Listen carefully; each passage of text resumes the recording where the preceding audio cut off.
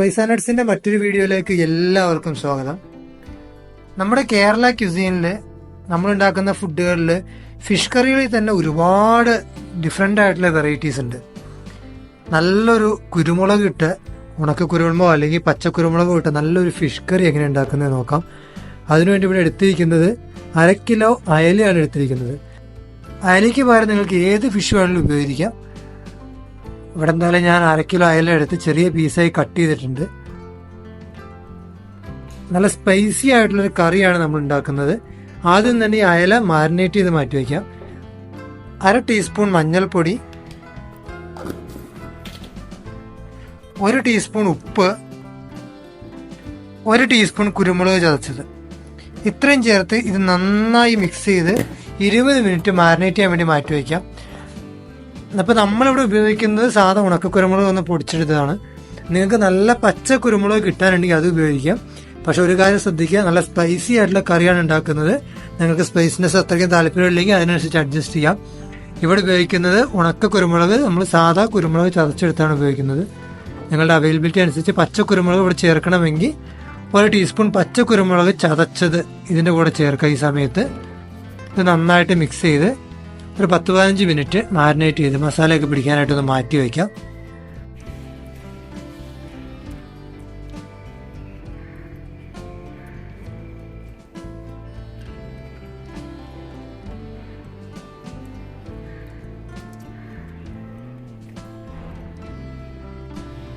Fish marinate ചെയ്യാൻ മാറ്റി വെച്ചു. ഇനി നമുക്ക് വേണ്ടത് 2 ടേബിൾ സ്പൂൺ വെളിച്ചെണ്ണ, 1/4 ടീസ്പൂൺ ഉലുവ, 1/2 ടീസ്പൂൺ ഉപ്പ്,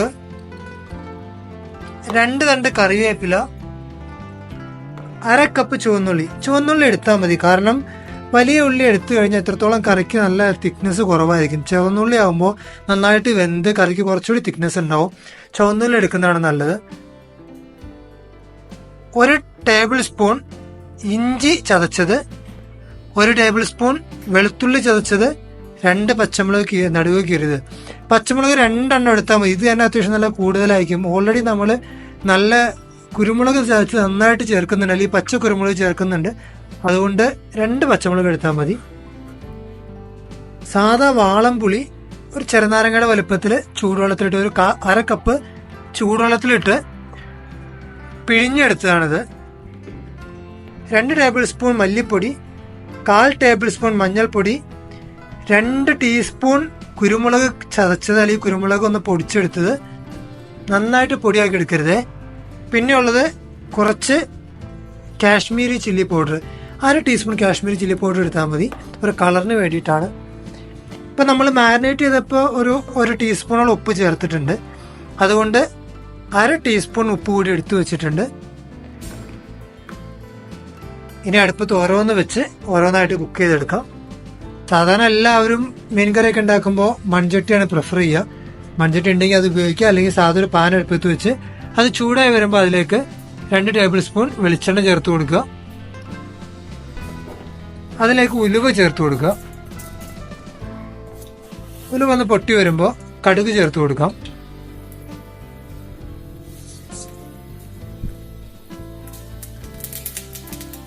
കടുകും പൊട്ടി വന്നു കഴിയുമ്പോൾ അതിലേക്ക് ഇഞ്ചി വെളുത്തുള്ളി ചതച്ചുകൂടി ചേർത്തിട്ട് കൊടുക്കാം.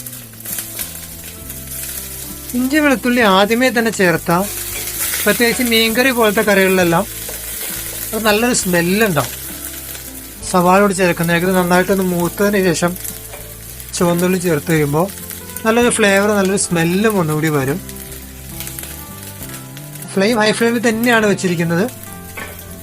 ഇതൊന്നാണ് കളർ മാറി വരുമ്പോൾ അതിലേക്ക് ചുവന്നുള്ളി ചേർത്ത് കൊടുക്കാം.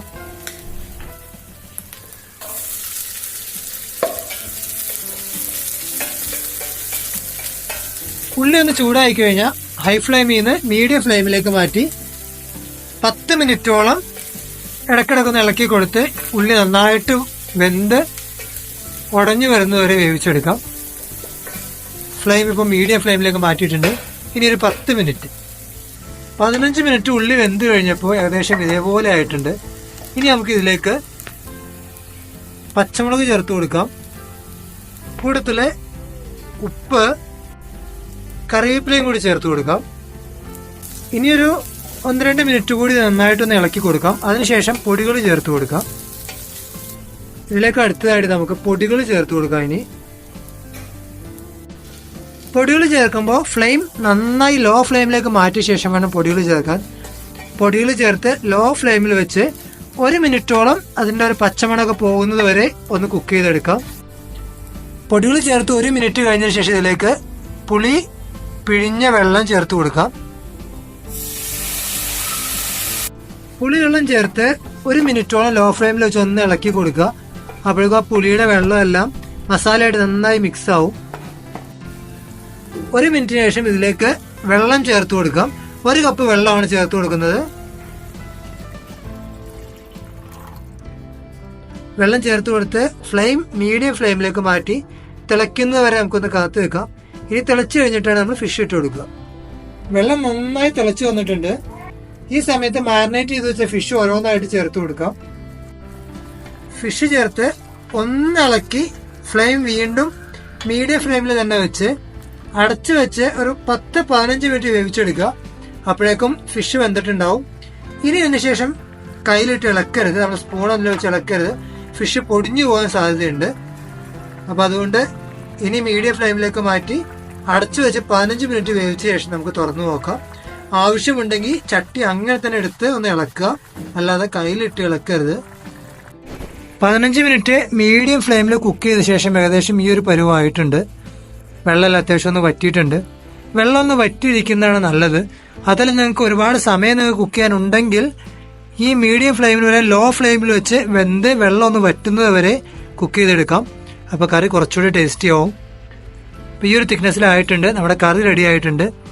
ഇതിന് മുകളിലേക്ക് കുറച്ച് പച്ച വെളിച്ചെണ്ണ ചേർത്ത് കൊടുക്കാം. സാധാ വെളിച്ചെണ്ണ കുറച്ച് ഇതിൻ്റെ മുകളിലേക്ക് ചേർത്ത് കൊടുക്കാം.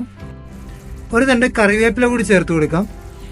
ഇതിനുശേഷം ഫ്ലെയിം ഓഫ് ചെയ്ത് 5 മിനിറ്റ് അടച്ച ശേഷം നമുക്കൊരു പ്ലേറ്റിങ്ങിന് വേണ്ടി നല്ല കുരുമുളക് ഇട്ട് വറ്റിച്ചെടുത്ത മീൻകറി ഇവിടെ റെഡി ആയിട്ടുണ്ട്. കപ്പയുടെ കൂടെയോ അല്ലെങ്കിൽ ചോറിൻ്റെ കൂടെയോ എല്ലാം ചേർത്ത് കഴിക്കാവുന്ന നല്ലൊരു കറിയാണ്.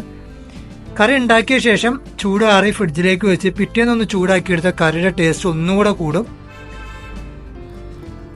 മറ്റൊരു കാര്യം, ഇപ്പം നമ്മൾ ഈ പറഞ്ഞ പോലെ തന്നെ നല്ല കുരുമുളക്, പച്ച കുരുമുളക്, ഈ ഉണക്ക കുരുമുളക് ചേർത്ത് അതേ അളവിൽ ചേർത്തുണ്ടാക്കിയ കറി കുറച്ചുകൂടെ സ്വാദിഷ്ടമാവും.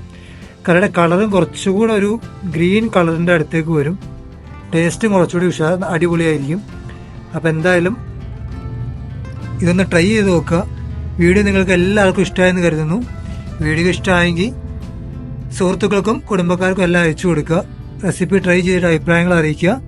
പുതിയൊരു വീഡിയോയും പുതിയൊരു രൂപമായിട്ട് എത്തുന്നതുവരേക്കും എല്ലാവർക്കും ബൈ.